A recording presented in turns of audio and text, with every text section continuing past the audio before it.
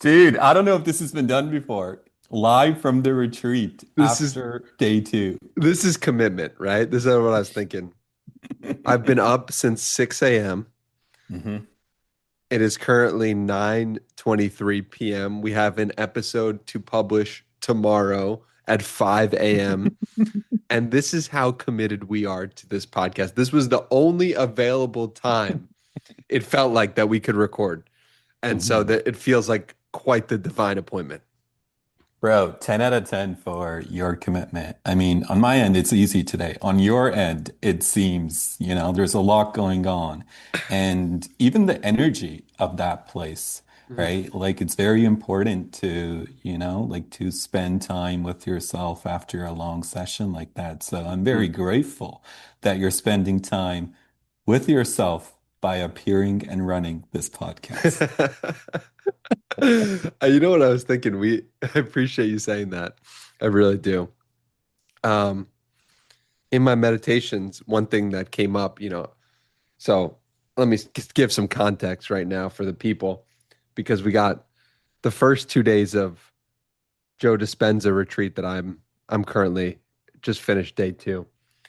And we have a retreat that I would love to recap with you on this episode where you went to a retreat in the last 2 weeks or week and we haven't got a chance to speak about. Mhm. So there's a lot of juicy things on the docket for today, for Well, tonight as we record. exactly. Before we get to the juicy things on the docket, I'm curious, just how are you feeling right now? Because it's like very fresh for you coming off of day two of Joe Dispenza. Yeah. Y- One thing is, it's very difficult to know the lesson while you're in something. Mm, And so I want to be conscious of that while talking about this. hmm Fair.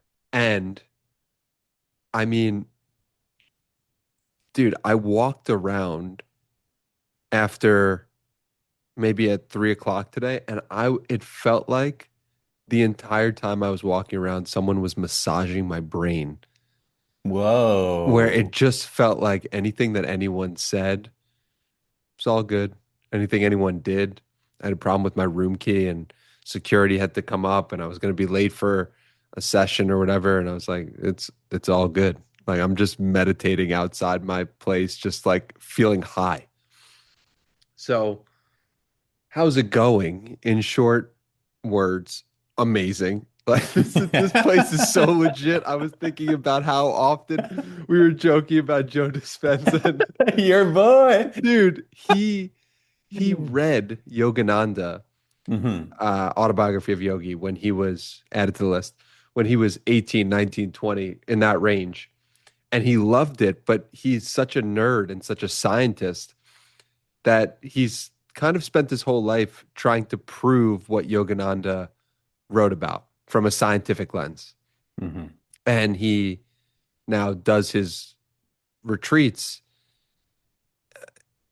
that emerges the soul and the spirit, it emerges the soul and the science, the spirit and the science in a way that is, uh, I mean, I've never experienced anything like this. So, the science part, honestly, for me, I'm like, I don't really care. A lot of it's going over my head.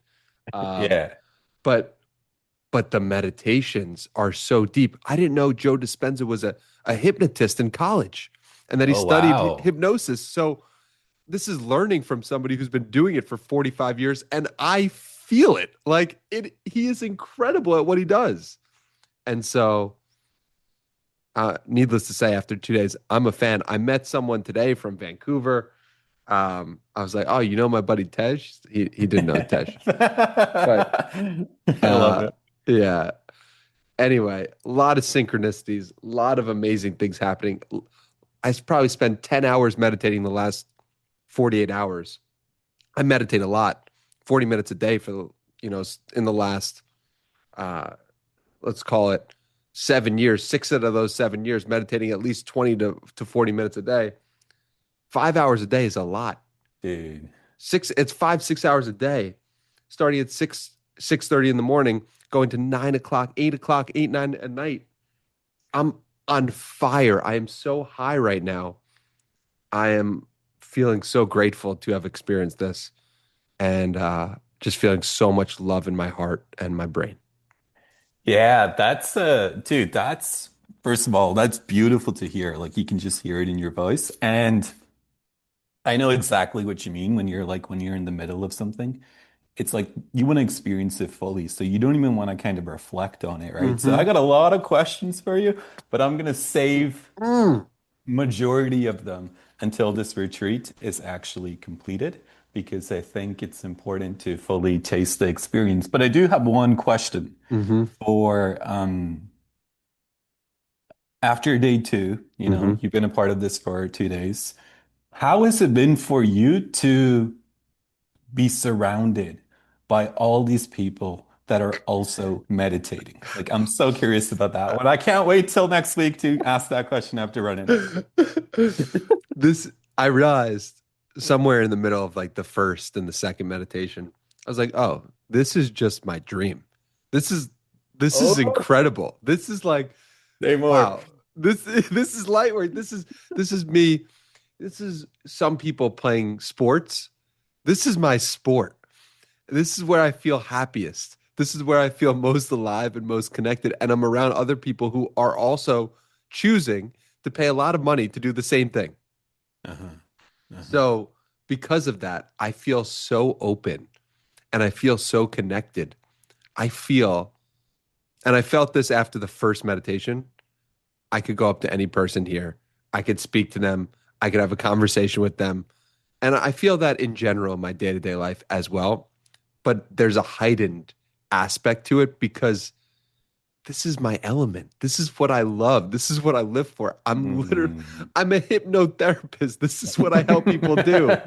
So, uh, dude, and it's really trippy talking to you about this because I remember in 2019 reading one Joe Dispenza book, and I don't remember if we had conversations about him. I don't believe we did, but just to feel myself back in that time in San Diego and Mm. see that the seeds were being planted in those moments when I was just reading that book and meditating. Because, dude, people ask me all the time, they're like, okay, how long have you been meditating? How long have you been doing this? And I say, I've been doing it for 7 years. And it all started because my buddy Tesh. And I can't tell you the amount of times that I've said that. And to know that I was reading one of this guy's books Wow. and that you were a key part in that whole journey unfolding, uh, is just a really special thing to be having this conversation in this specific moment. That's incredible. The reason I'm so fascinated by that question is because I think the friend that I mentioned a couple of pods ago that has been to, I think, like over 10 Joe Dispenza retreats, Mm-hmm. he always talks about the effect that experiencing all the love that is in the environment that it has on one's consciousness. Yeah. And it's like we always hear that love has such a healing effect, Yeah. right? But once you're in an environment like that, and even the retreat that I went to, it was like, way smaller in scale. But just being in an environment like that is open and gives rise to presence manifesting as love, I think the impact that has on one's consciousness is like profound. It's like the greatest thing in the whole wide world. And if you think about it, like he always mentions, like he has a lot of friends that have experienced like various health related things. And my friend, he's like one of my best friends, he had a stroke. So that's what drew him towards Joe Dispenza's work. And he was like, he's my age, so he was like very young and he just Mm. experienced a stroke and doctors did all these tests on him and they couldn't find anything wrong with him. They're like, dude, you know, you shouldn't be having this stroke. We can't find anything. And he didn't really know what was going on. And through going to, Joe Dispenza retreats and actually getting in touch with the love that is inherent in our consciousness, but more so easily available in an environment like that. It had like a profound healing effect on him and also like a lot of his friends that have gone to these retreats. So I think it's like one of those cliche quotes that sounds very cliche Mm, and we like all believe in it. But when you actually experience the effect of love, it's like what I was describing last podcast. It like quite literally brings you to your knees and you yeah. rejoice at how good life truly is. Mm, so beautifully said. Because like another thing that I always find interesting is like based on our self-image, we have like a lower limit and an upper limit, right? That's like pre-programmed. So like in, a material sense, it would be like we have a floor on the amount of money that we need to be earning. And if we're earning anything below that amount, we go into panic mode. And then we usually have a ceiling, right? If we start earning more money than our ceiling amount, we'll usually self-sabotage and bring ourselves back into, the middle. But that applies to money, but I find that it also applies to love, Mhm. right? So like based on our childhood conditioning, we have like a lower limit on how much love we need. But what's interesting is we also have an upper limit. And if we start experiencing more love than what we're used to, it starts to shake our familiar sense of self and it starts to melt it. And like the first time we experience it, it's like, yo, no, I can't let myself go. No, no, no, no, no. But it's like the love will quite literally crack you open and Mm. give rise to, the real identity that has no limit because it is infinite love. I think that's an incredible point. And when you put yourself in a room with 10 people, I don't know how many people went to your retreat, or 1,800 people who are all aiming to get into greater connection with love, it's very difficult to not raise your floor and raise your ceiling as well because you see examples Hmm. and and yeah, it's unlikely in whatever room you're in that you're going to be the most loving person, especially if you come to a retreat. So it's like you're going to increase, and even if you're the most love, you're going to feel the fact. So you're going to feel so inspired by the fact that other people are reaching new aspects of love. Yeah, it is. It's a really remarkable thing, and I said this at the last retreat that I hosted, and it applies here to this one as well, where it's like in my normal day-to-day life, I feel more at home in a place like this than I do in my normal day-to-day life. And I think the purpose of this specific retreat is to bridge that gap. And he has you do that in a various different ways, like walking meditations with your eyes open and laying down and standing. Um, but just it feel it just feels like home to attend something like this. Mm. And it feels like a truer way to live where you're looking people in the eye, you're really connecting, you're slowed down enough to really hear what they're saying, not just thinking about what you're doing. You're really I'm really just being with people as they share their stories and for no ulterior motive in any way, just simply to be with them and to learn about them and to connect with them. And Dude, I love special. the way you just put that. Thank you. Yeah. Being with, like, I think that's like the one of the highest realizations is learning that life is unfolding before you, and all it asks of you is to simply be with it. Yeah. Yeah. It's what Miranda means to be with. Dude, really? Yeah. You're kidding. Yeah, serious. Yeah. Wow.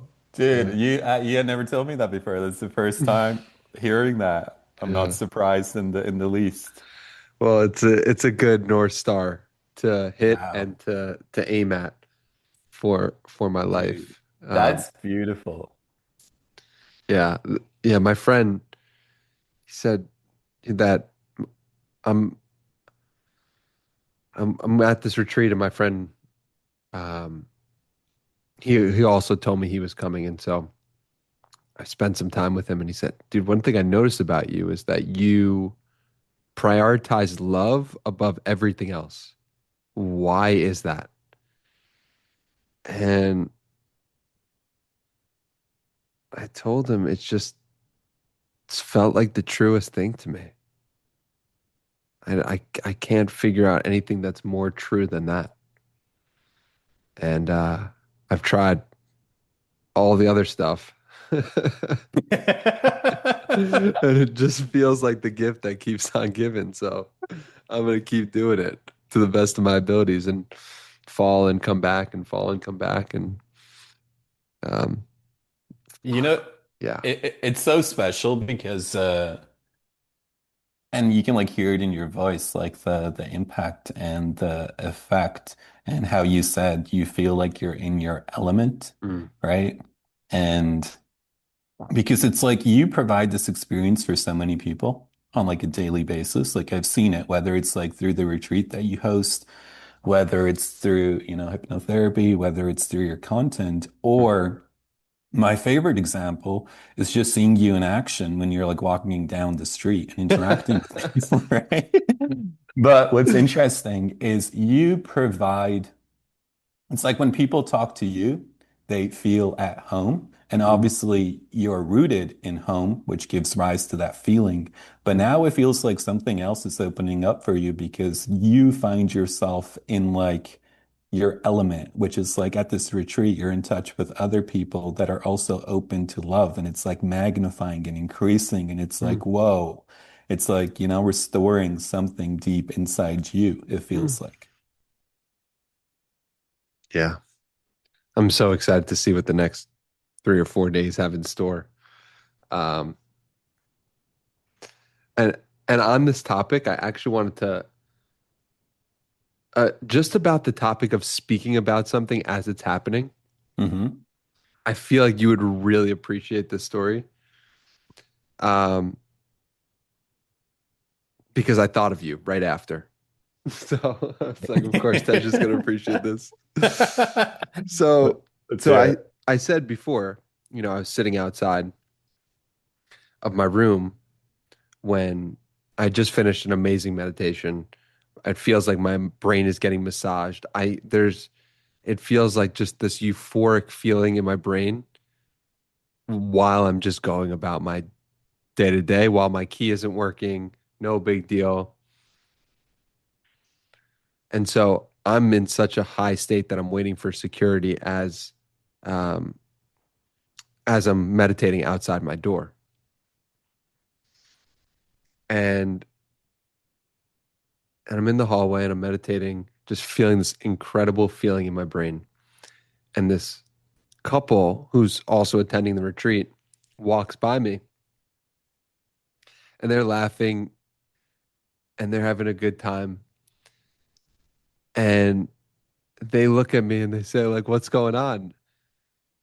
And I said, bliss. Like I just didn't know how else to describe it. Mm. And in that moment, right after they left, I noticed that the feeling in my brain had lessened. I noticed that I wasn't as connected Interesting. to that feeling. Interesting.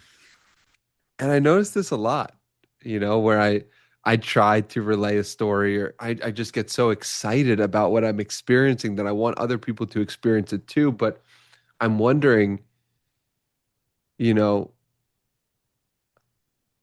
if while I'm in it, the purpose is really just to enjoy it and just to Mm. live in it as opposed to talk about it and share about it. And it's ironic that we're doing this on the at the end of the second day of the retreat. But it is a lesson I feel I'm being called to learn. So I wanted to share that with you because I figured Dude, you'd appreciate it. I 100% appreciate it. It's been my experience as well. I feel like when you're in an experience, this is just my personal experience with it. It's not universal or anything. But what I found is like when you're in it, the most important thing is to get cooked by it and to marinate in it, Mm. right? The more you stay in it, the more you get cooked and the more the seeds grow. And one thing that I found super interesting is like one time, just many years ago, I was reading a book and it was like one of these spiritual books. And I forgot the book now, so I can't add it to the infinitely growing list of books. But I remember so there was like prerequisites for like doing, hardcore spiritual work. And this was like a part of some traditions, so it's not like universal prerequisites. And one of them that I found really interesting was to never speak about what's happening with you besides sharing it with your teacher, Mm. right? And it was like, and I remember reading that because, like, at this time I was like fucking tweeting right, left, and center, Well, Ted, just makes me feel good because you're my teacher. So, right? We're all the teachers in disguise. And, and then I was like, yeah, what? Like, I don't get it. The only experience that I had with this, like, it was like related to goals, right? I noticed, like, an example from, more of the practical world. I remember I wanted to like wake up at like 5 a.m., right? And, I got memed by Twitter. And I started waking up at 5 a.m. and I did it for like 30 days, right? And like consistently, like it was easy. And I was like, this is like good, this is solid. And I was like feeling good, doing good work. And then on like day 31, I had like I still remember this. It was like a clicks and copy call. And one of the person on the call, we were just chatting. And then I just like happened to like, bring it up and like what I was doing for the last 30 days. And then I kid you not, like that was the last day I was able to get up at 5 a.m. with wow. these. The next day I couldn't do it. And then Wow. the day after I couldn't do it again. And I was like, yo, what? Like what just happened there? Right? And it felt like, as I reflect, when I was like waking up at 5 a.m. and I wasn't telling anybody, I was building power. That's how it Mm. felt. And the power was fueling me and I was marinating in it and I was Mm. being cooked by it. And then Mm. on day 31, I, shared that power and then things started leaking, right? The power went from being built and growing to started to being more reduced and decaying. And then I didn't have the same source of power to draw from in order to actually get up at 5 a.m. in this case. And I found that to be true in other areas of my life as well, especially related to goals. But I also have friends like you who love to share things and then Yeah. they achieve those things. So it's not like, I don't think it's like one of those universal laws or rules. But one thing that I do find interesting about spiritual work is I think it's so amazing that the first thing you want to do is get on a rooftop and shout about it, right? Dude, It's my like brain. it's like, dude, like exactly what you said. Like, how do you like imagine there's people that have a head full of worries and struggles and stressors, and like a real example right now, bro. This is live.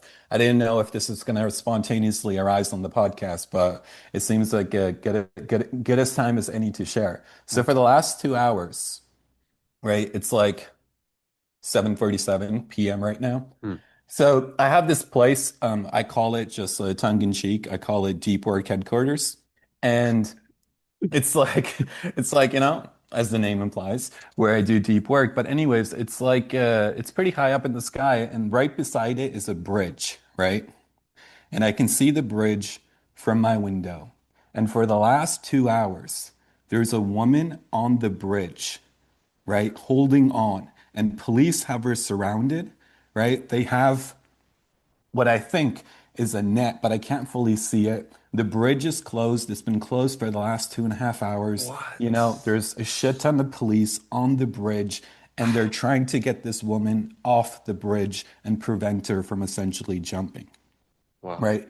So this has been going on outside the window for the last 2.5 hours.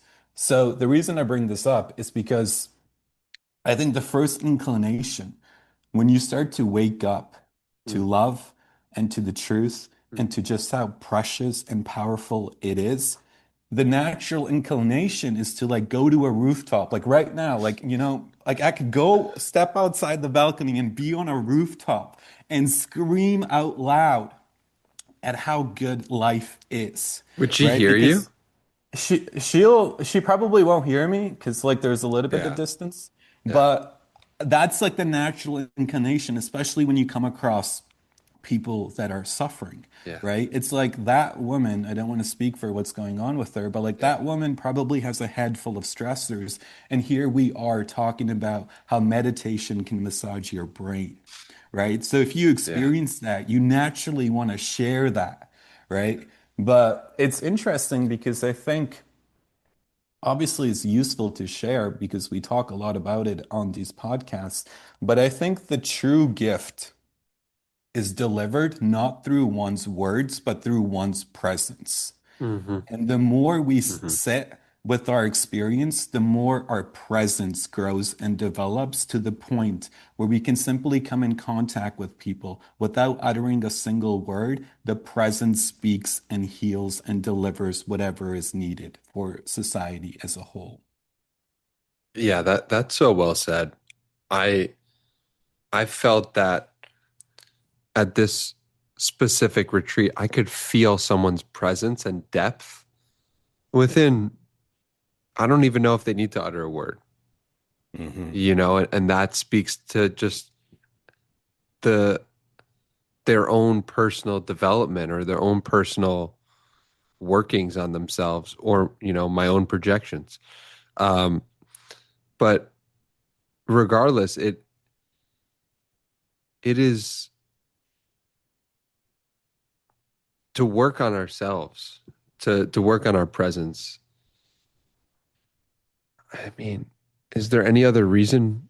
Like that feels like the number one reason why we're here, to work on that and to spread it and to experience what life has in store. And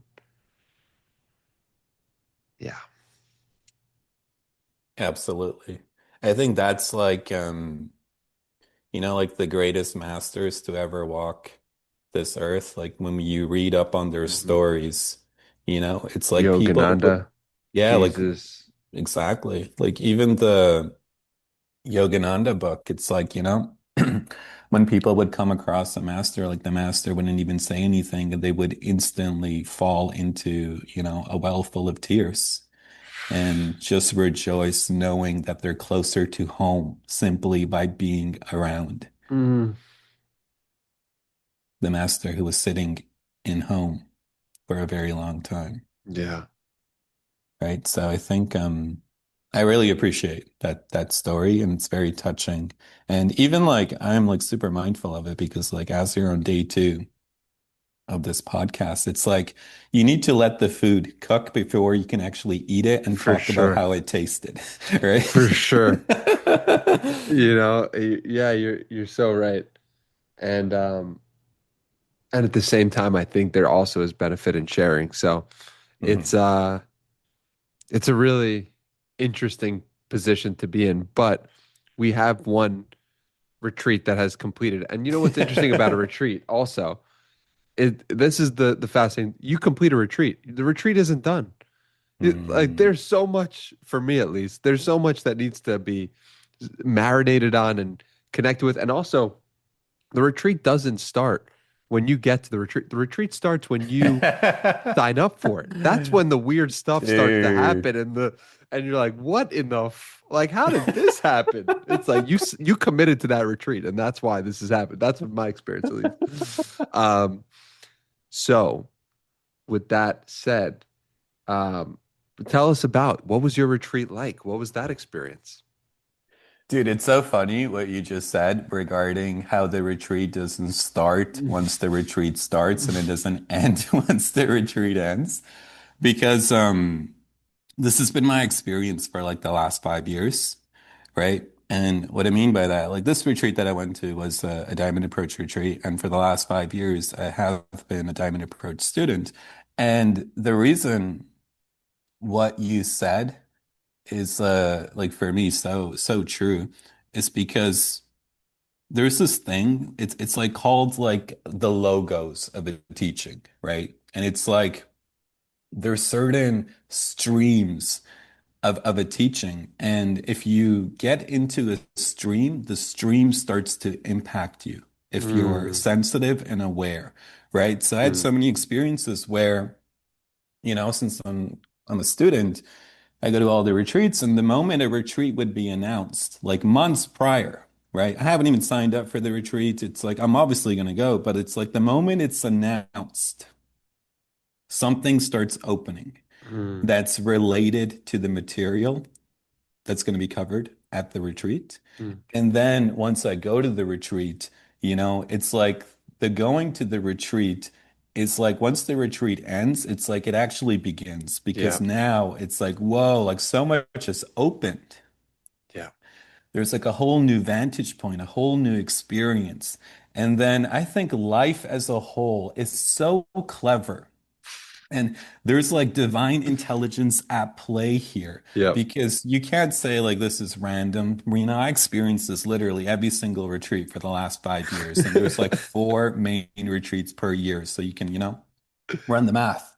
You've done And 16 or 20? yeah, like whatever the math equates to. Let's let the audience do the math. Oh, okay. But yeah, for the last 5 years, four retreats a year. And Uh-huh. then it's like it opens up so much. So this retreat in particular, it was an in-person retreat, right?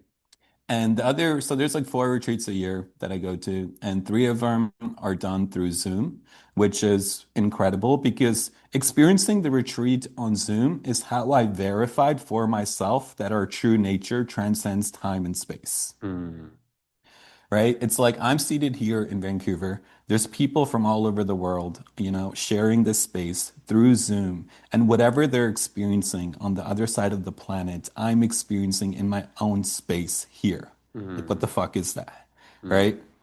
And also, it's like, I think we touched upon this, but like, and this is the reason why these podcasts I find to be so special is because you could also, this is what transcends time. You can listen to a recording of something and experience the same presence opening up, years later, Yeah. right? So that's also a way to kind of verify that our nature transcends time and space. But three retreats per year are done over Zoom, and then one retreat is done in person in Florida. And before I even get to the retreat, just being in Florida, bro, especially St. Pete, that St. Pete, Tampa area, I think St. Pete is a spiritual hot zone. Mm. Just being there, walking around there, it's like the closest experience I've had to walking in heaven while being on earth physically. Right? It's Mm. so healing. It's It's like incredible. most people, I feel like usually when I go to different places, it's like people are still trying to get somewhere, but every time I go to Florida, it feels like the people have actually arrived. Mm. They've landed. Mm. Right? And like my favorite time of day is like, when the sun is just about to set, everybody's outside and you're like walking around, leisurely pace, nothing to do, Uh, nowhere to get to. You're just taking it all in. You hear the birds chirping, you hear the babies laughing, you hear the babies crying, you hear the mothers, you hear the fathers, you hear the friends. And like that alone, like the main thing on Twitter these days is like how to heal your nervous system. Just go to St. P and take a walk, man.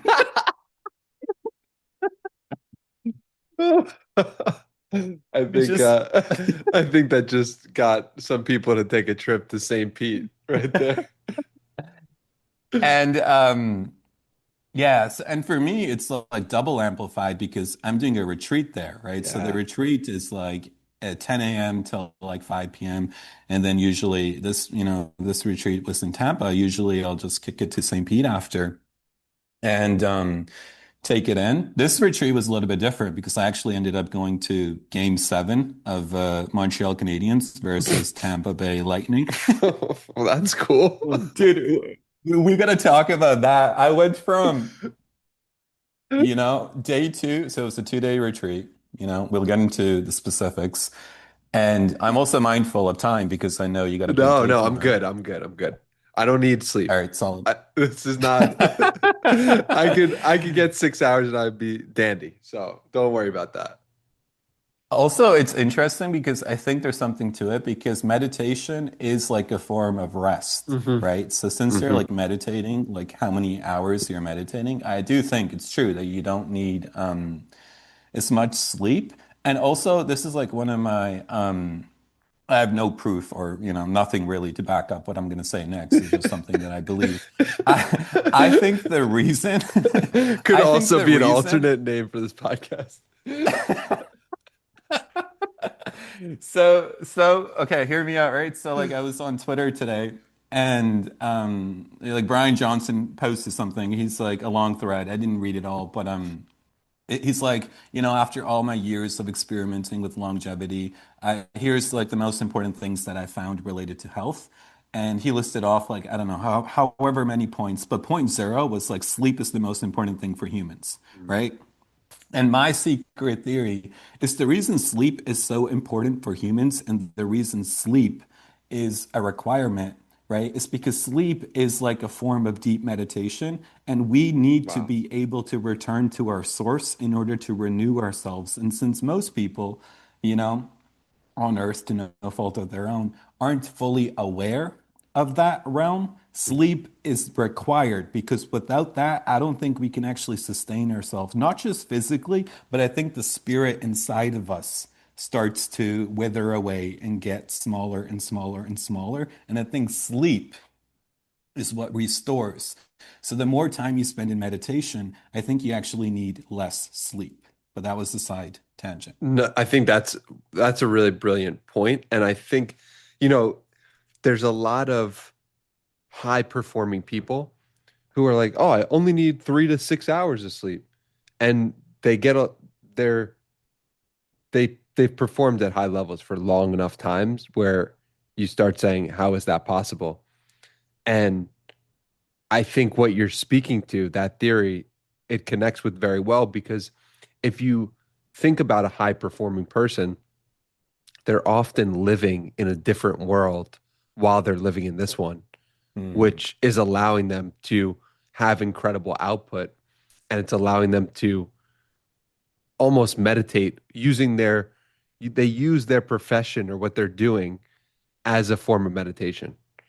Um, so that's Exactly. an add-on to that theory. I love the add-on. Like the first guy that comes to mind for me is like I know you also, you know, love this guy too, Gary V. Like I think Mm, the reason he can work like so many hours is because through the work he's actually experiencing such a return on energy, yeah. right? And it's like he's feeding off and getting bigger and more expansive and bolder. And I think that like restores something very fundamental. I think without that, it's obviously difficult to continuously perform at a high level. But anyways, yeah, like that's something we can touch upon. I'll get into the retreat first, but it was like just that experience of wrapping up a 2-day retreat Mm. and then going to Montreal Canadiens versus Tampa Bay, game seven, right? In Florida. Wow. Amazing fans. Dude, I love Tampa Bay fans. I was rooting for the Canadians, but Tampa Bay fans, man, I love them. I love American fans in general because Canadian fans are sometimes like a little bit reserved. American fans are like, nah, fuck your team. This is our Yes. team. We're ride or die. Yes. What was the result of the game? Bro, Canadians took it. That's why I'm laughing, bro. Wow. I'm just Wow. kidding. Yeah, Canadians won. It was a good game, but it was also interesting. So I went with one of my friends who was also at the retreat, and what we were saying, and we went to a lot of hockey games separately and also together. But one thing that we said since we just came off of this damage approach retreat, and then we went straight into game seven. was this was one of the first hockey games that I actually went to because I was actually deeply rooted in presence and fully taking it in. And Uh-huh. it also felt like it was such a good integration back into the world, even though initially it felt a little jarring because it's like, you go from the deepest of places to what somebody could describe as like a very surface level experience where people are getting drunk and, yelling and screaming and cursing and like the whole nine. But I personally loved it, right? And the reason I loved it was because it was like such good training. It's like this is the world magnified, Mm, right? mm, Like anything I mm. experience on my day-to-day level isn't going to be this expansive in its noise, in its Yeah. impact. So this was like the Olympic level training for me to go from a retreat straight to game seven I feel and like to it, practice holding the presence. Go on. yeah, I feel like it also represents who you've been in some way. And and it represents, aspects of your personality in that you you were the guy who got drunk at the parties, and you were that guy who didn't like who was that being. So it's almost like it encapsulated your spiritual journey to a previous version of you. That's the way I see it, at least. Exactly. No, I 100% agree. I remember, so like word got out. There wasn't that many people at the retreat, probably like 20. And there was like two teachers, right? And like I remember the teacher wrapped up the retreat. She's like, okay, you're in a really sensitive place right now, like a very deep place. Like really, take your time integrating back into the world. Like, people may respond to you in different ways. Like be gentle with yourself. Take time to be alone and spend Mhm, time with yourself. mhm. And then when we were tidying up the room, putting away the chairs, the word got out that we were going to go to game seven of the hockey game. And then one of the teachers, she comes over. She's like, "Oh, you guys like watching the game on TV? Like, you guys going to be like chilling out watching the game on TV?" We're like, "No, we're going to walk over to the stadium right after this ends, and we're going to go to game seven." And it was so beautiful to see her response because you could see in real time. Like it was like, oh shit, like do these guys know what they're getting themselves into? Like, Wow. like she could see more of where we're at than what we could consciously even see in ourselves, Yeah. right? So at first it was like that. But then, like, I experienced in real time, like, her reaction was like, oh, why not? Like, go to game seven, enjoy, right? Like, just to switch up how there's like, it's all good. Like what you were saying, like, it's all good Mm, that there's truly nothing to worry about. And this ties into the topic of the retreat, mm, which was exploring. So, like at these retreats, we do a lot of things, but there's usually like one theme. And what we've been exploring lately is like the qualities of consciousness, or you can say the qualities of God, that if we're open to, can start to manifest in our experience, right? So you can say God, you can say reality, you can say consciousness, whatever you want, just words. And we're obviously familiar if you read some spiritual books or you have some experiences. We're familiar with qualities like peace and love and joy and compassion and kindness. And these are usually the qualities of, consciousness and reality that we associate with spirituality. And to go down a spiritual path is to start to wake up to these qualities and integrate them into your day-to-day life so your life can become a manifestation of the true nature of reality. And the more that happens, the more you experience genuine fulfillment, which touches upon what you shared earlier when you're like, love is the highest orientation for me. I tried everything else and nothing worked quite like this.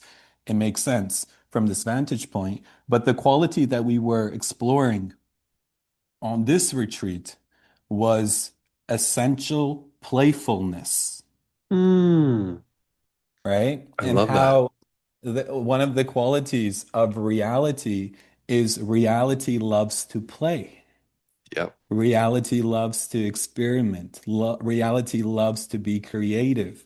Reality doesn't take anything seriously, right? It's like from the grand scheme of things, reality is dressed up as all these different forms and experiencing things live, right? And it's all just one big play. So when you hear that, the first thing that usually arises in response is like, this is fucking bullshit. Like, this is not a fucking play. Like, I'm fucking suffering. I'm Ooh. fucking struggling. Like, this is going on or that's going Mm. on.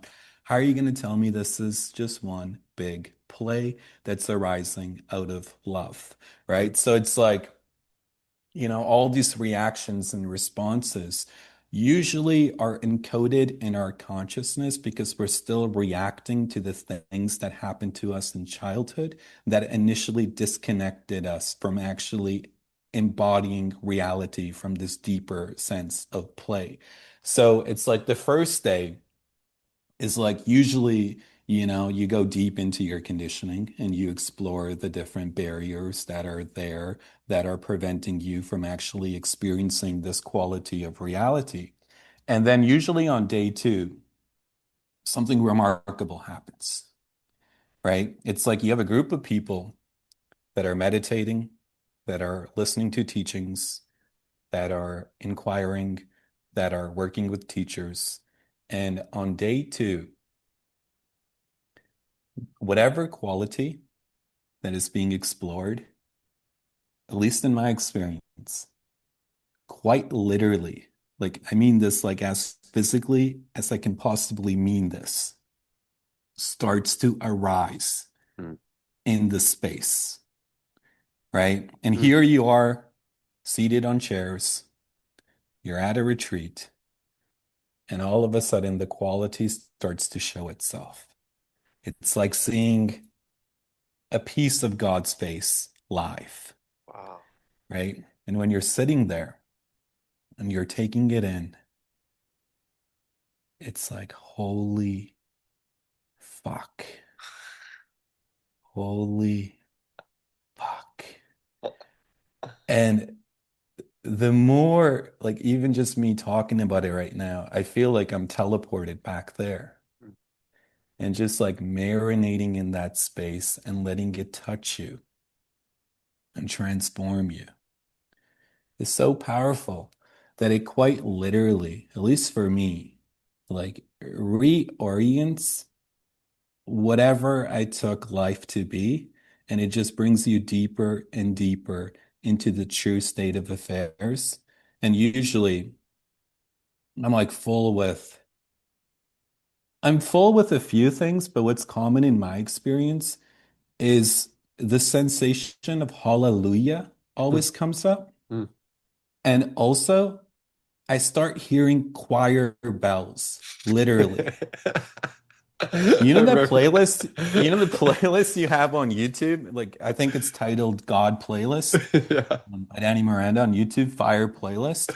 Um, a lot of the music that's shared on that playlist is quite literally reflective of some of the things that I'll start hearing Mm. at a retreat like that when I start to open up to some of the deeper realms that exist here. And for me, it's always choir bells. And it feels like there's always a choir at play. And once we get sensitive enough to actually listen, the choir bells heal us at the deepest of levels and remind us of the truth of who and what we truly are. Wow. Yeah, I remember you talking about choir bells in Austin. I was cracking up at that. Just like it's just such a classic Tej association with God. The choir bells are ringing. Um, Tell me more about the quality of playfulness and how you saw it arise in the second day. Mm. Yeah, so one of the things that we explored was in order to actually liberate the qualities, like I think the most direct path is to actually illuminate the barriers, right? And once you illuminate the barriers, if the barriers, one thing I've realized is if you're rooted in truth and you explore a barrier that is false, then the false barrier has no choice. It's like a fundamental law of the universe. It will melt in the presence of truth, Mm, right? So what the teachers do such a good job of is they are broadcasting they're broadcasting the station of the quality throughout the retreat and before the retreat and after the retreat, right? So the room is quite literally filling up with the quality. But for most of us, to no fault of our own, but just due to simple human conditioning, there's barriers in the way. And these barriers are the prison cells that separate us from actually tasting the truth of reality. And we think these barriers are true, right? We're deeply rooted in the belief that these barriers that are over me are actually true, and this is how reality actually is. And I'm going to defend these barriers until the very end because if the barriers go, I'm scared there's going to be nothing left here, mhm. right? So on day two, one of the most common barriers to actually experiencing and liberating the quality of playfulness is the notion of taking things seriously, Yep. right? Yep. That's for sure. And it's like so rooted in our culture to like take Yeah. things seriously. Even like life itself, it's Yep. like, oh, life is this heavy thing that you need to take seriously, even in spiritual communities. I think Yep. spiritual communities too, it's like usually very heavy sometimes. It's like, you better do this work. I think I'm guilty of it too, maybe on these podcasts. It's like, you better do this work. It's the ultimate preparation for death. If you don't do it, you're going to be stuck somewhere wondering what the fuck's going on, and you're not going to know who you are. So you better listen to these podcasts. You better meditate. You better do all these things. And it's like, it's all fucking bullshit. Yeah. It's not bullshit, but it's bullshit Yeah. because it's It can all be. good. Yeah. And even if you're doing spiritual work, I'm going to go on the complete other side of this. Let's go. So I think, playfulness is an essential quality that is needed for the spiritual journey because it's actually what we were talking about maybe two pods ago. How if you aren't in touch with playfulness, then you can't actually liberate yourself from heaviness because you'll unconsciously identify with heaviness. You actually need to be in touch with playfulness, which is outside of heaviness, in order to actually look into the heaviness and let it melt in the presence of truth, I mean, right? rewind that. If he said that to rewind that, please star that. Right? Please And really get that. Really get that. Are you with me? That's what Joe said. Are you with me? Are you with Tej? Rewind it. Repeat it back to a friend. dude, yeah, and like if you're not in touch, and like I can speak for myself, right? Like when I first started the spiritual journey, it was like very heavy for me because it literally felt like life or death because my conditioning felt like life or death, Fuck. Fuck. right? Yeah. And I was like, I was in like, all the way crazy, but I was pretty fucking crazy with it, Yeah. right? It's like this is the most important thing. Like, Right. you don't understand like this. There's like so much at stake here. Like you can literally realize and see the face of God through this Yeah. human life, Yeah. which is true, which is very true, It is true. right? It But is true. the more serious I was about it, the less opening I actually had to Mhm. experiencing the face of God. Because in order to experience the face of God, I have to embody and internalize the qualities of God, and one of those is playfulness. Mhm. So if I'm bringing a very serious attitude to this, right? It's going to get in the way. It's like God is at the party laughing and dancing and rejoicing and full of love. And if I show up to the party and I'm all serious and I'm like a police officer and I'm like, who's running this party? I must see the owner of this house at once. Right? God's gonna be like, yo, fuck this. Let's go out the back door and ditch this Right. party. Right. You know?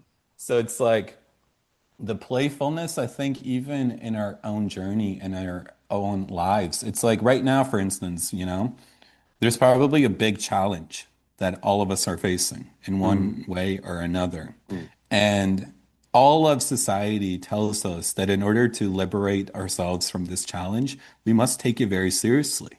yeah. Right. It's like, in reality transurfing, they call this like, placing too much importance on something, which actually prevents you from actually, achieving whatever you want with it. So it's like the more seriousness we attribute to this challenge, the bigger it actually becomes, and the smaller we actually become relative to it, which then amplifies its effects, which deepens the identification we have with it, which actually makes us stuck deeper and deeper into the quicksand. So, one thing, and this is outside of spirituality, but it touches upon this. One thing that I always found to be so powerful was to make your default reaction to life a grin or laughter, Yep. Yep.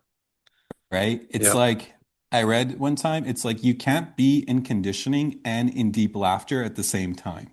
Mm, So it's like even if you're in touch consciously, like the next time you're doing a full-on belly laugh, like just pay attention to what's happening in your body, and you'll literally feel vibrations throughout your body that are like shaking you out of something, right? It's like mm, jolting you awake. So I think the code is really powerful, and I always found that to be very true for me, especially in business. It's like, high highs and low lows. But when the low lows come, that's really when you need to let the laughter come too. Otherwise, the low lows are going to take you to the lowest places they can take you. But if you keep the laughter and if you keep your sense of humor and you keep the lightness, the saying is top of the world or bottom of the ocean. But if you keep your lightness and your laughter and your joy, yeah. even if your life is at the bottom of the ocean, you're still at the top of the world. Yeah.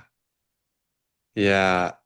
It is interesting how unconscious in a good way that what you just described is for me, in the Mm. sense of, my key wasn't working and I was just like, okay, like I'm gonna be late for this next session we have, and I just laughed about it. And it was unconscious, but I was, oh, that's what I'm doing. I'm lightening life. And that's such a beautiful quality of the people I admire and the people I feel connected to. And that is a quality of God and playfulness, playing with life, playing with the mystery, playing with, wow, this is a serious thing. But is it really? Is it really that serious? Um, so tell me, okay, so you were looking at all the ways you take life seriously. Like, how does that work exactly? Do you go around? Do you share all the ways you take life seriously? Do you write it down? Like, how? Take me through the process of what happened. Yeah, let me actually pull up my notes real quick. Hmm. I don't take so one thing, the notes that I'm pulling up is actually the exercise questions we did. Cool. I don't actually take notes at these retreats because what I found is this is just true for me, but the best way for me to take in a retreat is to be in my body as much as possible. Yeah. And I remember the first few retreats, I was like, man, this is fire. Like this woman is spitting fire. I need to write everything down, right? I'm Like I gonna can tweet this later. 100%. It's like, yeah, she's spitting fire tweets. And I was like writing a lot of things down. And I noticed like my mind was very busy, but the rest of me was very dormant, right? And the more my heart started to awaken and get activated throughout, the years, the less I felt the need to write things down. And it's very similar to like I have, some friends that do like a lot of psychedelics or whatever. And they say like when they're on psychedelics, they're like receiving so many ideas and thoughts and insights and realizations. And it's like life-changing stuff. And it's like they don't feel the need to write any of it down because it feels like things they're remembering, things that they've known for a very long time. So it's like, you writing down your name is Danny. It's like you wouldn't write that down, right? It's like, yo, this is so obvious. But then when they come off of whatever they were on, and they come more back into normal life and feel the weight of conditioning, it's like they forget all that and they're like, fuck, why didn't I write that down? Mm, Right? It's like a common experience. But what I found is usually at these retreats, I go into them and I just try to meditate throughout the entire retreat by being in my body and feeling my feet on the floor. And the contents of the retreat touch and transform whatever is inside me. So the more I can inhabit my body, let's say I can inhabit my body 60%, right? And let's say the previous retreat, I was only present in my body like 40%. The second retreat, I'm going to be so much more touched and transformed than the former retreat. And it's like independent of anything that I write down, right? So I think the most important part is to actually embody yourself fully. And also, this is why I think children, when they're young, pick up a language that's spoken around them with ease. mm, Whereas adults later in life have to take language learning lessons, right? It's like mm, as a kid, you're fully there, you're fully in touch, you're fully in your mm. body without realizing it. So whatever is around your environment, you naturally take on and absorb like a sponge. Whereas once we grow older, there's usually more conditioning. We're more in the mind, we're more disconnected. So we can't fully absorb all the data that is around us. But let me pull up this question. As a child as well, under 7 years old, you're in a theta brainwave state the entire time from 0 to 7. Thus, you're able to learn language faster because you're so, you're like you said, so in touch with your body, so connected with a deeper field of intelligence that you're connected to when you go into a theta brainwave state. So, um, theta brainwave state is the suggestible, the place between sleep and wakefulness, right in between. So Beautiful, beautiful, beautiful. take us to the notes. So, the way that we usually do these exercises, there's like a few ways, but one way it's like a repeating question. And the purpose of the repeating question is essentially you are asked the same question for like 15 minutes and you respond with like the first thing that arises for you, right? And the purpose, in my experience, of this exercise is in the beginning, you have a lot of answers that are like in your mind, right? Like answers that don't really surprise you. And it's like boom, boom, boom, and it's very easy to answer. But since the timer is like for 15 or 20 minutes, usually, around a certain mark, let's say 7 minutes in or 3 minutes in or whatever, you've exhausted all of the familiar answers in your mind. And now the stuff that's actually stored in your unconscious that is actually separating you from experiencing this quality starts to arise and then gets absorbed and melted in the presence of truth, right? So you find yourself saying things that surprise you. It's like, oh shit, I didn't even know I thought that. I didn't even know I Right, believed that. So it's like very important to be very spontaneous with your answers. And the more compassion is present in a space, the easier it is to be spontaneous because most people aren't spontaneous because they're scared of being judged, right, right? But the only way to actually liberate yourself is to actually share the things that you're scared people are going to judge you for that are stored in the unconscious, right? right, So that's why in these exercises, you're usually partnered up with, two or three people and the other two or three people are instructed to not make any gestures or any like, nods of affirmation or like, make their face like grimacing or like, nodding or shaking their head or any of that because Don't that's going to flinch. affect your work. Literally, it's like don't flinch and just meditate while the other person is doing their exploration. Yeah. That's the greatest support you can give them because then Yep. they're free to truly explore in an open way And it actually, the presence that the other two people hold is actually what liberates the other person to fully express. And that in return creates the release of the unconscious material, which then reconnects you to the quality. So, tangent aside, these were some of the questions that we explored. Tell me a way you are serious, right? So it's like I would ask Uh, you that question for 10 minutes straight, wow. right? So it's like, Danny, tell me a way you are serious. A way I'm serious is by thinking that my problems are more important than they actually are. Thank you. Danny, tell me a way you are serious. Wow. Right? Right. Yeah. So Yeah. so we would do that question for 10 minutes and Wow. then you would ask me, right? So you can ask me right now. Tej, what are the ways you are serious?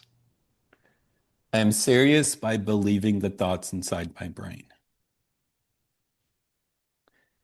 And then you Tej, would, what are the yeah. ways you're serious? I'm serious by always thinking that things are life or death, success or failure, victory or loss. And then you would continue Right. asking me this question for 10 minutes, and like all this stuff would just naturally start to come up. Right. And then the second question in this particular exercise, there's three questions. The second question is, what's right about being serious? Right? So the reason we're holding on to being serious is because we think there's something right about it. And these are the unconscious drivers, right? So, It's good. and this is like the questions are like, the first initial response sometimes people have is there's nothing right about being serious, That's right? not But true. no, that's not true. You believe there's something right about being serious. That's why you're being serious because, we only do things that we think are right. So then I would ask you, it's like, Danny, what's right about being serious? Everyone else is doing it, and I want to fit into society. Thank you. Danny, what's right about being serious? Mm. It feels good to shut off my brain and just do what I'm supposed to do. Wow. Thank Like I you. didn't even know that was in there. Dude, exactly. And then like you would ask me, and that's the Wow. second question. And then the Wow. third question, and they're structured in a very particular way. The third question is usually when you start to get in touch with the actual quality that lays beyond the conditioning. So this is the third question. Danny, tell me a way you are free from being serious. I can laugh at myself. Thank you. Danny, tell me a way you are free from being serious. I don't have to answer this question. You know what I was thinking is that I would be so fascinated to track the person asking the question and how that impacts the responses, even though they're saying the same thing, Mm, just their being, how it is impacting what is happening. absolutely. I think that's I never thought of that, but that is very, very, very, very juicy. And then so like this last question, we would usually do like 15 minutes. And then like by the end of it, it's like everybody's just laughing and cracking up. And it's like there's so much lightness in the air. There's so much Wow. playfulness. And it's like, whoa, what's happening? So this is like an example of some questions that you can explore. And you do these questions after like, deep meditation training, deep teachings.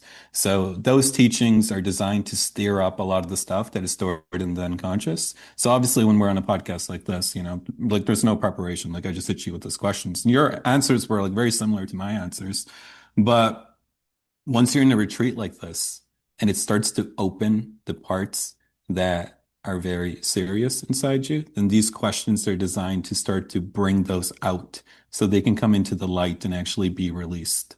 So those were like some of the questions. And then there's also other barriers Like usually we're not in touch with playfulness and creativity because we're scared to fail, Mm. right?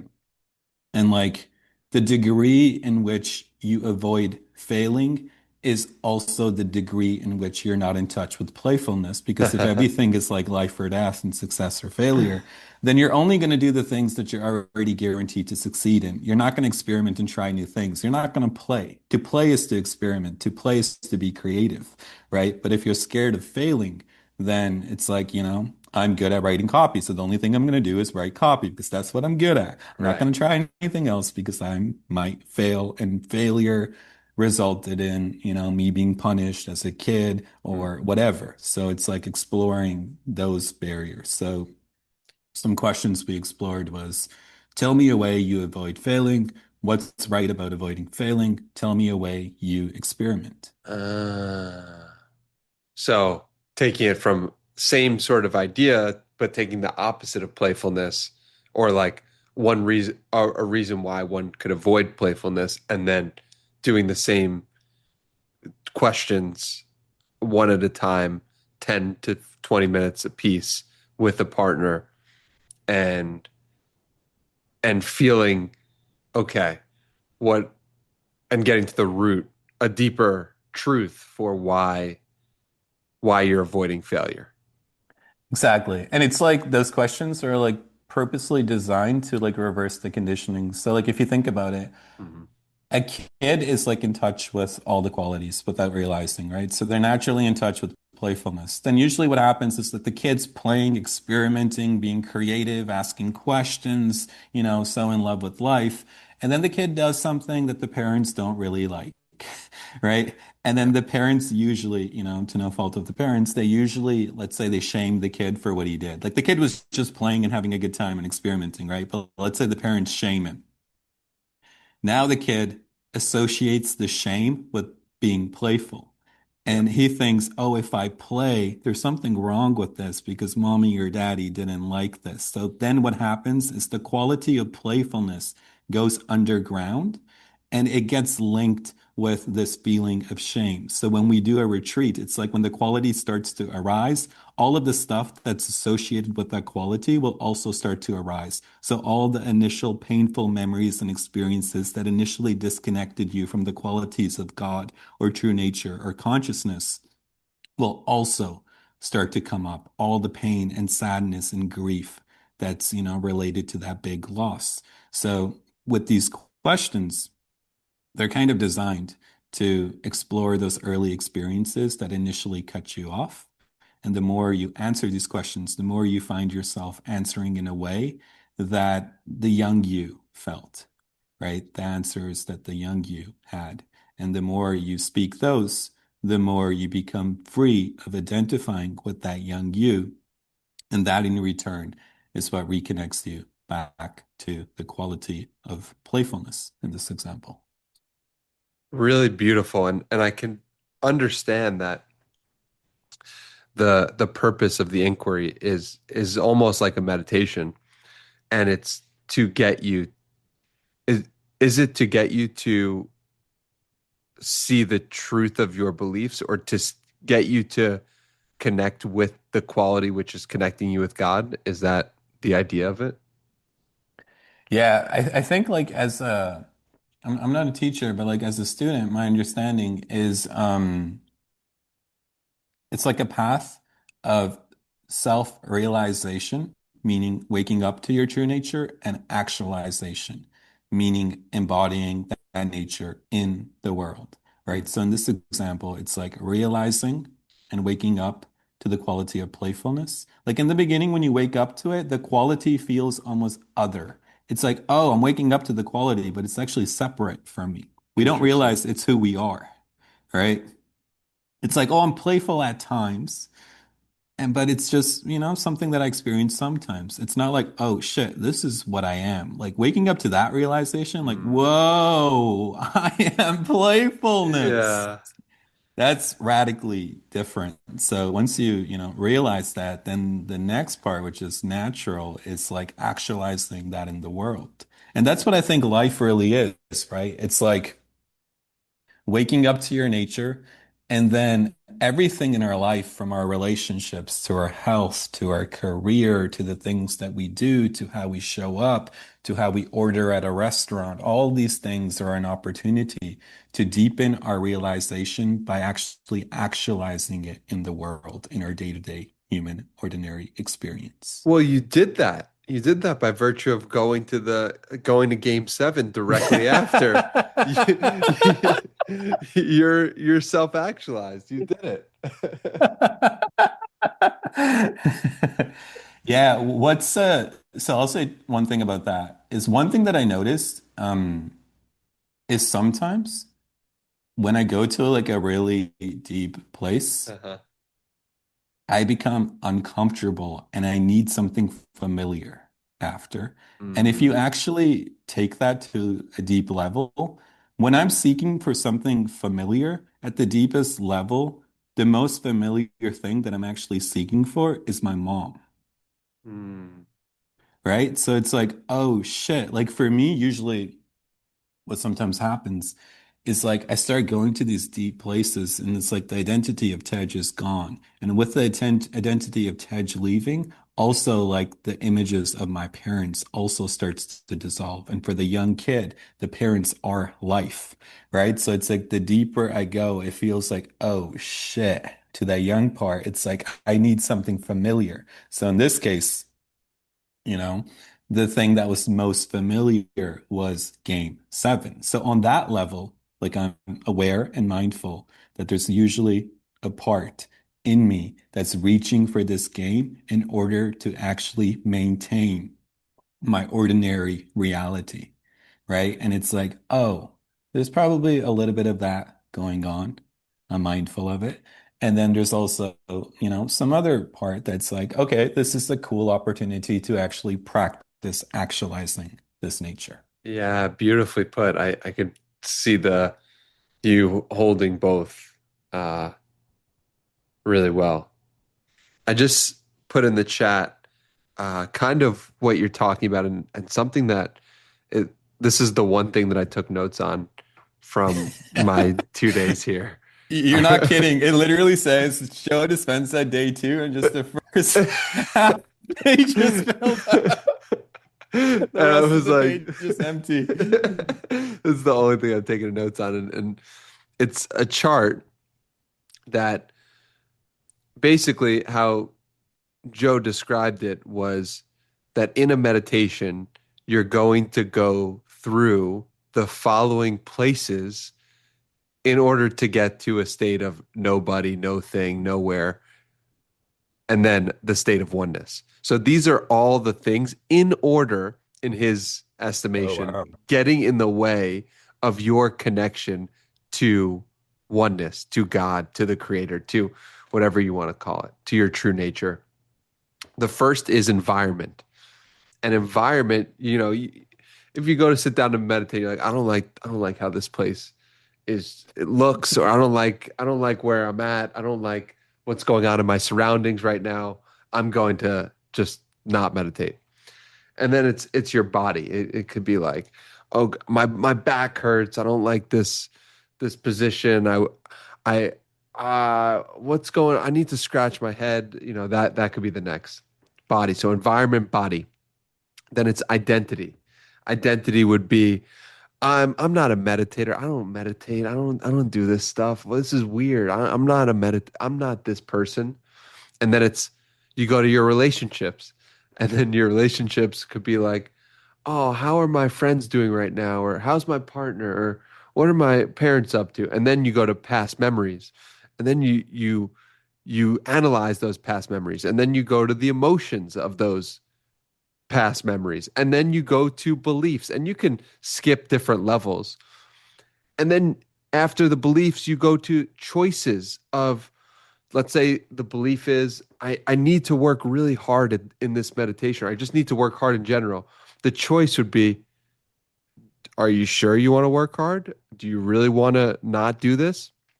Then it's weird dreams. When you're at the place of getting a lot of weird dreams, then you're really close to getting to that place of deep connection. And then under weird dreams is time. And so when you were talking just now, and it might be difficult for the listener to understand that without seeing the image that I just shared with you. Um, I don't quite know how to share the image with the listener.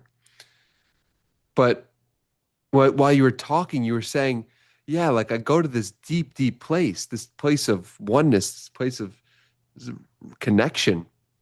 And then I just I go up. I some part of me doesn't like it there. And some part of me wants to go to someplace familiar. And it's like, what is that?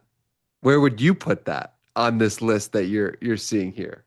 And it's like you could see how far up did you jump? So I Mm. find it a useful frame to look at meditation and life with. Because if you look at this list and it goes to remind everyone in order, environment, body, identity, relationships, past memories, emotions, beliefs, choices, weird dreams, and time.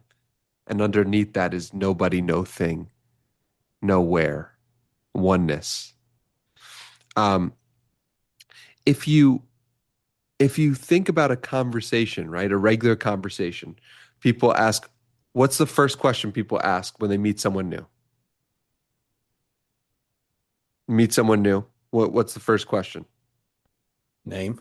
Yeah, what's your name? And then, well, what what do you do? Where are you from? Mm. Right? It's Mhm. like they're asking about the environment and the body. Mm. And then someone will ask a question like, um, you know, what's your what's your family like? Mm. Well, now they're going to relationships. And now when someone says, you know, how did it feel when you did so? They're going to emotions. And so often, someone, when someone is asking a question that's considered a good question, they're just going one, two, three, four layers deeper than uh, Wow. than we were playing at in the first place. So that kind of came up for me as I was looking at this. Dude, you know what's so interesting about this? Um, it's funny, like, not funny, but um, how like the act of meditation in this case is designed to take you through this and into the state of oneness. But it's also interesting how the process of death goes through these stages, Whoa. right? Because like when I Whoa. had a couple of near-death experiences, literally this. Like first I was mindful of the environment, right? It's like, oh shit, like, a hospital room, let's just say, right?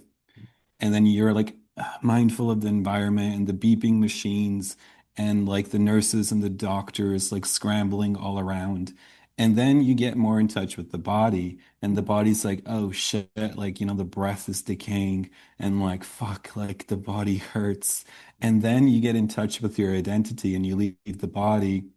The identity is like, this image or this person named Tej, and like, this is who he was, and like, this is my life, and this is what I did, and like, that's what I'm leaving behind. And then like your relationships come up, and it's like, fuck, like my mom, my dad, my girlfriend, my brother, my sister, and you start like thinking about that, like I remember when I was going through this particular stage, I was like, fuck, my sister just went to med school. She's gonna Mm-hmm. have to come for my funeral. This is gonna be Mm-hmm. horrible. And then you go through like your past memories, like you can say like your entire life story Right. playing before you, and then all the emotions that come with the life you just lived, and also the emotions that come with realizing that fuck, death is actually here. It's knocking on the door. It's calling my name. I'm not ready, or I am ready, or this is great, or like whatever. And then the beliefs related to death. Oh, what does this mean for me? Is this Mm. the end? Is it going to be game over? Am I going to see my loved ones again? Where am I going? All the beliefs start to arise, and then the choices, and then like the weird dreams is like the sense of being in this reality and also being in a different reality, Whoa. and then the sense of time starts to disappear. It's like you see people that you have known from before, that it's like, whoa, Wow. what's happening? So like this entire process, actually really summarized like a couple near-death experiences for me. Wow. Wow. I had Which is not. fascinating, right? Because it's like, I love the Ram Dass quote. It's like death is like taking off a tight shoe. And Hmm. you could say like taking off the tight shoe is like the return to oneness and the expansion. And it's like through this meditation, you can actually start to get there. Well, it's meditation is how to prepare for death is just been repeated over and over. So the fact that these are connected does not surprise me in the slightest. Wow. I Dude, that's love that lens. I love the lens that you just took that through. yeah, because it literally feels like it's like those stages. Like I think this is pretty genius. The visual is great. Like we got to tweet this visual or something. I don't know if we can, Yeah. but I don't know the what's I don't even know the Yeah. copyright or whatever. Maybe we shouldn't. But No, I'll tweet it out. And then we can link it to the tweet. It'll be my first tweet in Lord knows how long. But I was getting too serious with copyright infringement. My bad. yeah. Yeah, wow. But yeah, this is People need to also see it, right? yeah, because like once you see it, it's like whoa, and even like the arrow you drew, and like yeah, this is actually, dude. If there was like one thing you wrote down, I'm glad you wrote this down. He also had something pretty good on frequencies and but I didn't write that one down. It didn't cross that threshold of I need to remember this. So Right. You absorb the frequency instead of writing down the frequency. correct, correct. Yep. So what happened after the retreat? Were there synchronicity? Like you mentioned, the retreat started the day after in a real Yeah. way. Yeah. So what I always find interesting, so also one thing that I need to mention too is like one of the beauties of like doing a retreat like this is like so I do the retreat, I go to the location, the facility. It's like 10 to 5. And then usually rent like an Airbnb with like my other friends that are like also part of the group. And this time we had like some new friends from, a friend that I had known from the online space for a very long time, since like 2020, I think, maybe 2021. And he also brought his wife with him. And we were like sharing an Airbnb. So it was like, I think I could shout them out. They would have no problems. So it was Ryan, Sam, Veronica, and James, straight legends. And I love it. what was so remarkable about it was like we would go to the retreat and then we would come back to the Airbnb and it was like the second phase of the retreat would start, Yep. I love that right? It's feeling. like two retreats in one. And so, I shared an Airbnb with them from like Friday till Monday morning. And then I took Monday and Tuesday. I was still in Florida, and I just took those 2 days. I was working, but I took those 2 days to stay in the St. Pete energy, Hmm. to just let things marinate and land, right? Because previously I would like wrap up the retreat and like head straight for the airport, like the next day. Hmm. And that's fine because literally the airport would be glowing in the quality of the retreat. Mm. And it wasn't the same airport that I arrived at, even though it was the same airport that I arrived at, Yep, right? yep. I got And I you. was like, I was like, whoa, like this is remarkable. But in this case, I stayed back in Tampa area for 2 days. And it was literally during those 2 days, there were synchronicities and there were things that were happening where it's like God's playing a joke and God just wants you to laugh. But most of the time, we don't get God's joke and we take it seriously, Uh-huh. right? So it's like, for instance, we all had the experience where we share a joke and nobody gets it, but we think it's the funniest joke in the world. Right? Like, yeah, this Oh, I joke is know hilarious, I know that experience, Taj. right? And then there's other moments where we share the same joke and the person gets it, right? And they laugh hysterically and we feel good. And what I was experiencing those 2 days post retreat was God's playing one joke after the next, and hardly anybody gets the joke. But the Mm. jokes that you get, it's like, oh, God's winking at you, and you actually become conscious of the eye wink through the actual experience of ordinary life. So it's like being in ordinary life and also getting in touch with more of the metaphysical at the same time. So receiving the eye winks from God in real time deepens the quality of playfulness. So I think the example that you shared, I was going to bring this up earlier, but I think the example that you shared of the key not working, Yeah, yeah. I'm not surprised the key's not working, right? So things like that I think are really interesting. You're at this retreat, there's so much love in the air, there's Yeah. so much electricity that literally it makes the key not work, Yeah, it could be. It definitely could be. It wouldn't be the first time where my key doesn't work and it leads to some magical moment, you know? right? And I think it's like very important to give space to the things that are happening without using the lens from the past to filter what is happening. Right. So for instance, like, to use the key example, like we think a key not working is like, not in this case with you, but just generally, we think it's like a bad thing. The key's not working, right? It's like, fuck this key. Why is this key not working? I gotta go to this retreat. I gotta meditate. The key's not working. Right? And it's like we just think that, in the past, when we didn't have a key that was working, it was classified as key not working, bad. But in this case, it's like the key didn't work, and then this couple passed you, and they're Mm, like, hey, what's going on? mm, And you're like, bliss. mm, That was actually catching the eye wink from God. And God's mm. like, okay, you get it. You caught the eye wink, right? And then magically security probably appeared a couple seconds later and the That's key started working. exactly what happened. Exactly what happened. It was like, a moment after. And I also think about in situations like that, okay, what is this creating that otherwise would have been impossible to create? And what I mean by that is when the unusual happens, I always take it as this is this is leading to some circumstance that I never would have been involved in earlier.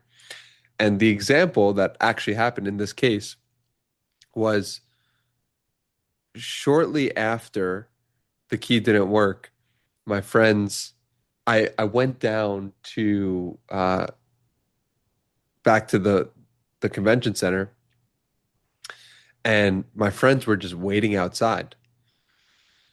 And uh, that hadn't happened the entire retreat. Like we were always on time for everything. And so they're just like, wait, like they're the only two people. There's 1,800 people inside, and they're the only two people that are outside, just waiting in the lobby area.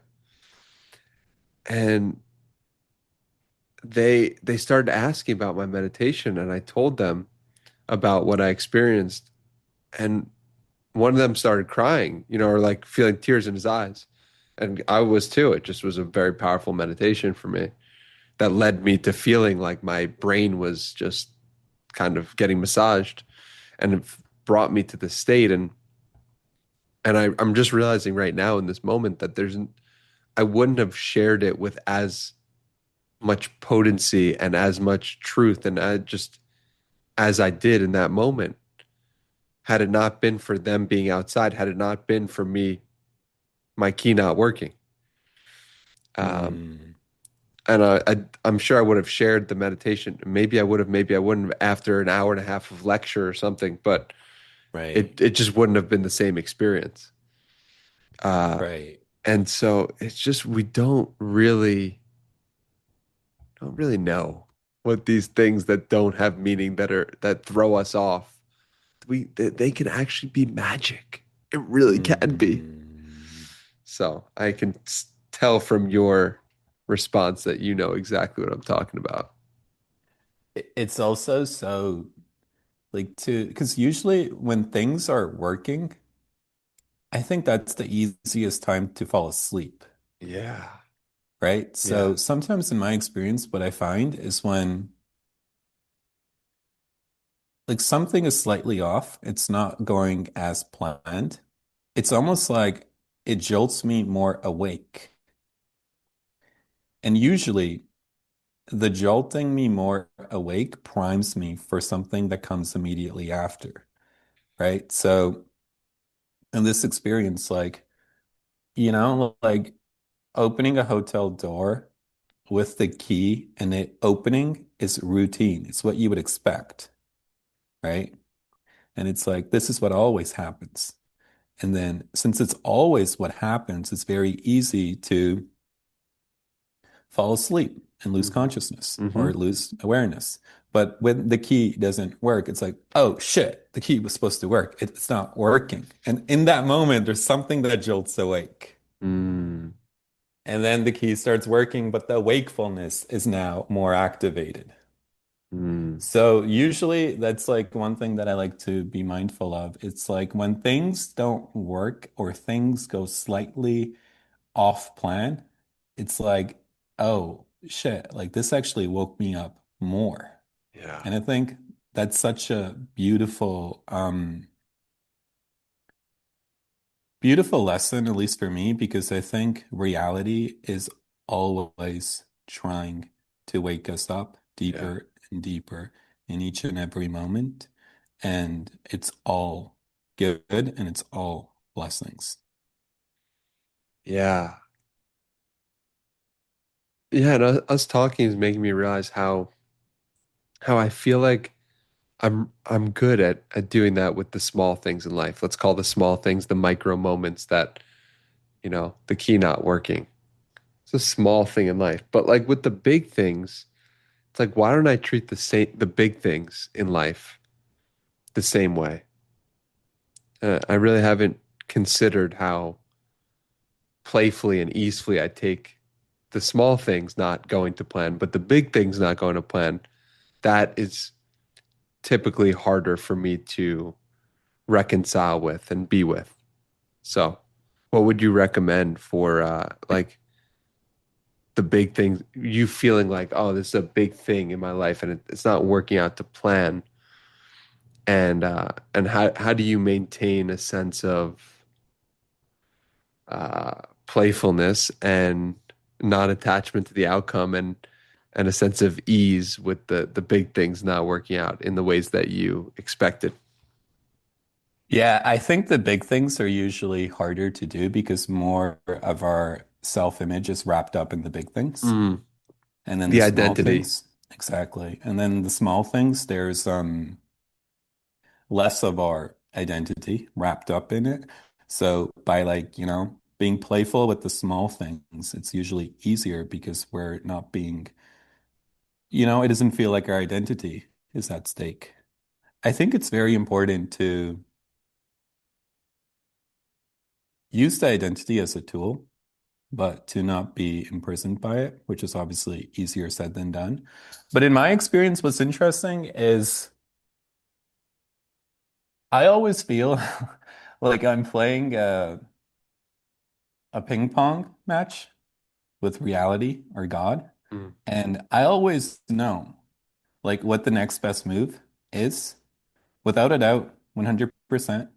And usually I've have experiences where I've ignored it numerous times, right? And then something will manifest in reality. I'll give you a real example. I don't think it's an example that I shared before. It's a pretty wild example, but something will manifest in my life that would be so bizarre and so crazy that it's like reality using the people that are in my environment to wake me up deeper to what I already knew to be true, right? So let's share this example. That's I love the examples. I love it. So like many years ago, not that many, maybe like 3 years ago, around that time, right? I was like going deeper into a lot of the spiritual stuff, and I was also like partying very hardcore at the same time, Mm. right? And and I was like partying really hard, and I could sense fully honest, that the partying was a way for me to run away from myself, Mm. right? And I knew that and I don't think there's anything wrong with partying, but just the way that I was, attached to partying, it was a way to kind of hold on to my familiar identity. And what I noticed was the deeper, again, the deeper that I would go, the more I felt this inclination to fucking let loose and party and drink and whatever, right? And I knew, like, I needed to stop this and I needed to go, deeper into what actually was true for me, right? But I ignored this call. Like it was literally like I got a doorbell saying, "Hey, like, you need to do this. You need to stop this and you need to orient this way." Like in a very gentle way. Ignored the call, right? And like I'm ignoring it like actively, like I'm feeling the feeling and like, like my friends or whoever I'm partying with are texting me like, "Yo, we're gonna go here, we're gonna go this. Are you down?" And internally I'm like, I know, this isn't really what's right for me in this moment, but what I'm saying in the group chat is like, "Fuck it, I'm down." Right? So so I'm ignoring this continuously. Uh-huh. And then there's one day, right? So I go out to this bar and I go like at this time, I like to one thing that I've enjoyed doing in life is like spending time with people from all different walks of life because especially as a copywriter, I find it really fascinating. And on this particular day, I was hanging out with some like straight troublemakers, right? Like the type of people that go into a place and like they're just not really there to have a good time. They're there to kind of like fuck shit up and maybe have some fights or whatever, right? But I Mhm. love these people and they're like really great people, whatever excuses I know. So I go to the place with these people, right? And it's like a bar and I'm drinking, I'm having fun, I'm having a good time, and obviously all the people around me, they're having a good time too. And then something happens at this bar. Like a fight breaks out, right? I'm not involved in it at all. And like the people that I'm with aren't involved in it at all, Mhm. right? Like we have nothing to do with it. But I always sense that like when I go out with certain types of people, like energy attracts certain things, Yeah. right? Normally, whenever I've gone out many times, no incidences, no fights, nothing like that. This was the first time something like this happened, right? So this fight breaks out, and then there's like pure mayhem, and it gets like very intense. Like people are threatening to like, go to their car, bring out guns, like whatever. It was like pretty intense, Oh right? my God. So yeah, it was like one of those. And then we get the fuck out of there, right? Because we're like, yo, we don't want to be in this bar when shit like this goes down. And then we leave. And then I think nothing of it, right? I'm like, yo, that was like a weird night at the bar. Like, Uh-huh. what the fuck happened, right? And then like whatever, like I still ignore it. Like that's like a pretty big thing that happened, but I still ignore it. And then like the next week, I go out again. And I'm like trying to go out and I go out with the same people and I'm trying to get into like some place and you got to give them your ID, right? And as they scan the ID, they're like, "Hey, you guys are banned from coming into this club," right? And I'm like, "What?" They're like, "You guys are banned. Like you can't come in here." Right? I'm like, "Why? Like what happened?" They're like, "You guys were fighting last week." Oh my Right? God. I'm like, "No, we weren't. We didn't fight. Like literally, go check the cameras. We didn't do anything." Right? They're like, "No, you guys were fighting." So what happened was they got the wrong people, right? So they banned us. We weren't the people that were fighting. Like we could say, like, go check the cameras. And some of the other guys that I was with, they were like, yo, check the cameras. And they got their name cleared. But the way that I took that experience Mm. was okay. Reality was like, hey, this isn't right for you. You know Mm. you've outgrown this, but you're not stepping up to the next level. You're Mm. still fucking around. And intuitively, the answer is, hey, I'm done with this. But since you're too pussy to make that answer yourself, I'm literally gonna set up a scenario that gets you banned. Right? So I was like, Ah. yo, this is a blessing. Let's fucking enjoy the ban. It was like for a month or whatever. And then I was like, yo, I'm not even gonna fight the ban. And then I just stopped that part of Yeah. my life. Wow. What a great story. Oh my God. And I think what's so great about it is that, most people might say like, oh, like I just got banned from this club, whatever, whatever. But if you actually stopped and you said, no, the club is banning me. Like, think about what that means in a deeper way. And even interestingly in the story, you said it was so weird what happened, which tells me it felt like you were describing a weird dream. And then it Mm, was you were so close and you got so close. That weird thing that happened, that weird dream, it was so close to helping you get to that next final stage, which was exactly. connected to God. So, wow, I just Yeah. love that whole story. That was amazing. And I have like that's like one of those partying stories, but I always found like that to be true. Like I have so many experiences and stories like that, not related to partying or things like that, but just like if I ignore the intuitive hunch over and over again, something will happen that's so outside of left field, something I've never experienced before, where it's like, oh shit, like what the fuck? And it almost forces me to move on. Because God is in the unknown. Exactly. It's like Exactly. it can't be known. Are you with me? Are you with me? I love it when Feel, you say that. feel the mind connected to the brain. Feel the heart. Okay. I'm sure the next episode it will be even Dude, that more. was bang on. That was bang I on. could keep going, but That's what's so good at during this uh, day two yep. retreat. Yep. So yeah, it's the unexpected. It came in an unexpected way. Yeah. And as all, you know, amazing things do, they come in unexpected ways. So many of them, because that awe and that appreciation that gets you closer to, and that frustration with, oh, that key's not working, oh, frustration with, oh, I can't go to the bar anymore, but I can't go to the bar anymore. Like, my key's not working. Right. Like just the change. I loved in Map of Consciousness Explained by David Hawkins, how he took the same car accident and at different levels of consciousness, how each one would respond. It was just brilliant. And it's what Hmm. we're talking about right here. And when you Hmm. change the way you look at things, the things you look at change, right? Right. Right. It's like, you know what that reminds me of? It's like the we all know people like this, and sometimes we've been people like this, where it's like sometimes they'll have a friend and like, he's like working a job he doesn't really like. And every time you see him, he's like complaining and bitching about the job.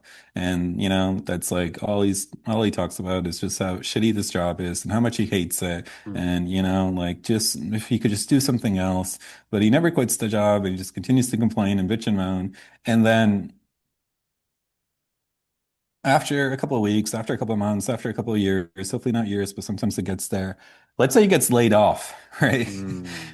And it's like, oh, like the way that I always perceive that, it's like, oh, like, you really didn't want to be here, but you were too scared to actually quit. Uh-huh. Now reality is doing it for you. Uh-huh. Uh-huh. Like, here's your layoff. Uh-huh. You And wanted you it. can, exactly. It's like you were begging for this. You wanted it. Here it is. And like, even the way you perceive that, it's like, one way, it's like, oh, fuck, I got laid off. What am I gonna do? I need to feed people. I need to feed myself. Like, I got bills. That's like one way to perceive it. The second is actually realizing that you got exactly what you wanted. Mm. Mm.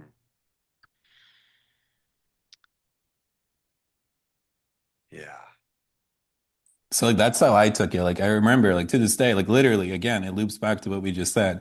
When like the bouncer is like, dude, you can't get in. You're fucking bad. I literally started laughing because it was like, okay, reality, I caught you live in the flesh. And like was one of those moments. Like literally, I was laughing, and like he probably thought I was laughing. I don't know what the fuck he thought, but I was like literally Of course, you're like, of laughing. course, of course. Like, yeah, exactly. I'm like, no kid, and it was so funny. And to circle it back to what we were talking about before, right? We were saying how when you go on a retreat, when the retreat ends is actually when it begins, in some Mhm. sense, because you're faced with a new reality, and how you look and perceive things are going to be different, and you're going to face things in a new way that you might have been the same things you were facing before the retreat, but now you have a different angle with which to see them, which creates new situations that happen. Exactly. So to relate that to what you're describing, to what the job, so you got banned from the club. That's actually when the retreat begins in Mm, some way, because now you have to face all of the things that you didn't want to face exactly. before. When Yes. you get let go of that job, when you get fired, it's like, okay, now you've got to face now the retreat started. Now it's really, let's go. We're in it. So yeah, just an interesting, even if you don't go on a retreat, you could think of the relationship that you're in when that ends, how it actually begins, because now you're going to get new things that uncover and see what that relationship was holding for you, or how you showed up in a way that you didn't like. And so, yeah, man, I think it's a very cool concept that people can play with if they like, of reframing the end of things to the start of things, because it actually shows them where and how to be with the new situations in their life. Be with the new situations Be in life. with. Well Be done. with Be with. Mr. Miranda. Be with. Yes, sir. Do we have any other final closing words? Because I'm feeling the sense to get off to sleep, to bed soon enough. Absolutely. As much as I was talking a big game about not sleeping, which I fully agree with. I'm feeling it after the long day. But please hit me. Hit me with any final closing words, any closing thoughts or questions Yeah, before we wrap it up. one thing that I would love to share is and I think you feel the same way, but I'll let you share the impact for you. But like today, I just got back from Toronto couple days ago, and then yesterday my grandma was like she got like injured or whatever. She like fell. She's fine. But Mhm. I was like running around with that and hadn't checked the Talking Meditations email in like a Yes. week since I had been gone, right? And like today, like I hadn't checked it in so long that it said like, session expired, like the alert that it gives you. So I had to log back in. And when I logged back in, I saw a couple of messages from, listeners of this experience, podcast, conversation, whatever you want to call it. And it felt so good to read those emails because it literally feels like even when I read like emails from like listeners, it feels like they're fully in that frequency and they're Yeah. communicating from there. That it makes me feel like, we're talking about a retreat not ending when it ends and it actually begins. For me, it's the same way with these podcasts, Mm. right? It's like when the podcast ends, it actually begins because that's usually when people start chiming in and sharing their insights and the conversation continues. Yeah. So, one thing that I would just like to share in closing is I love reading those emails. Yeah. So, if you feel anything or nothing at all, and you want to share, I am always open at hello@talkingmeditations.com. Beautiful. Yeah, and I just have this email pulled up that you sent me, and it just, the energy of it is so Yes. beautiful. Like, I know for sure that an AI bot did not write this email. Like, this is such a genuine, pure message. And I feel so appreciative for it. So we will make sure we respond to those emails. And right now, I'm not on social media that much. I don't know what Tej is doing. So it's not the best place to get a hold of me. But hello at talkingmeditations.com. Uh, I will, I'm going to be excited to check that inbox more and more. Absolutely. And then I was just walking over to look outside the window, and then police are still surrounding the bridge. The lady's Wow. still holding on. So I hope she makes it. Wow. God bless that woman and sending prayers to her right now. And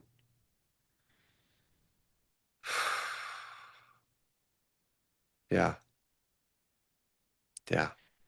Yeah. I think in closing, like I'm really grateful for these conversations because we get to include like the totality Mm-hmm. of life, Mm-hmm. right?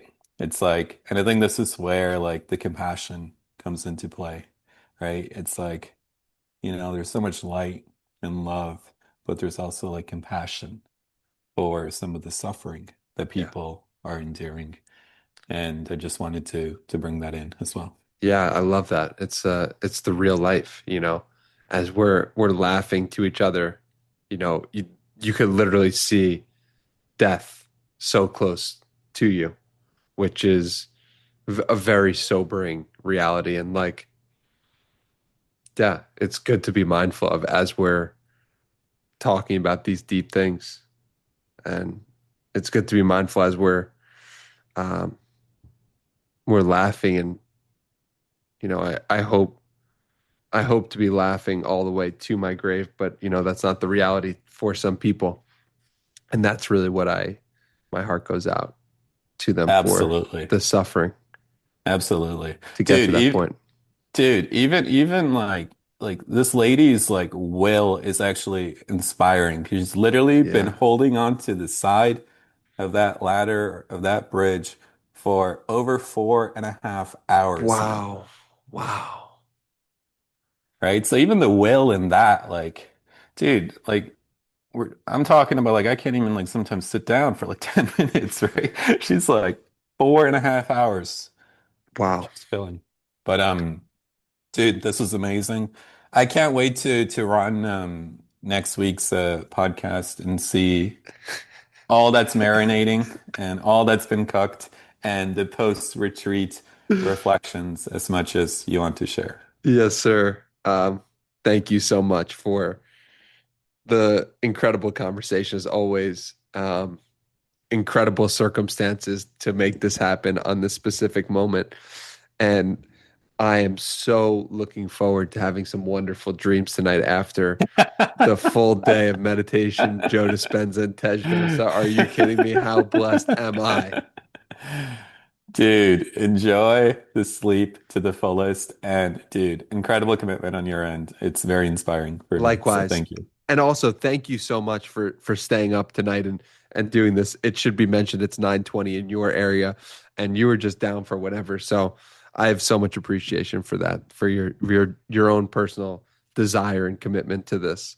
So thank you. Big shout out to Tej for staying up as we Dude, it was fun running a nighttime session, you know? yeah, it was I we haven't I I don't was think thinking we ever about have. yes, I was thinking about that during the last meditation. I was like, I don't know if Tej and I have ever spoke in nighttime. So I wonder how that changes the energy, but the listener can decide what they think. Yeah. Hello at talkingmeditations.com. We love you so much. Thank you for listening, and we'll see you in the next episode, dropping every Wednesday at 5 a.m. Let's Peace. go. Let's go.